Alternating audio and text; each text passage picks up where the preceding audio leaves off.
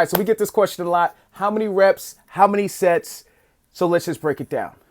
Okay, we're gonna keep it simple because this is remember, the science of working out is super simple, but we just tend to overcomplicate it through tons of information, right?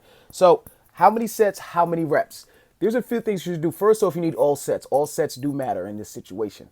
Number two, if you're depending on your goal, so if you're trying to lose fat, if you're trying to lose body mass, tone up, I should say, then you want to start lifting heavier. Now, I know what you said, I know what you heard, lifting like higher reps, lighter weight for like 3.5 minutes with one exercise will get you there. Maybe, maybe not. But what will get you there is something in science we call progressive overload. So to basically not bore you, you want to lift a little bit heavier weight to stimulate more muscle growth. The more muscle growth you have, the more fat you burn, the more tonality you get. Make sure you're eating well, nutrient dense food, proteins, carbohydrates, fats based off your body type and whatever your diet is.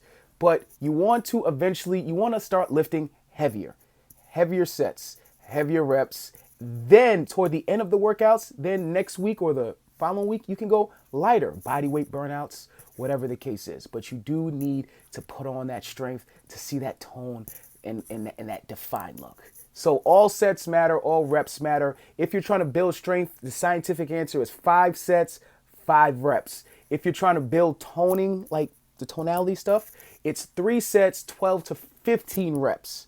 That's the scientific answer. But you also have to go with, how you feel, because sometimes it may be a little different. If that was helpful, like, comment, subscribe. Talk soon.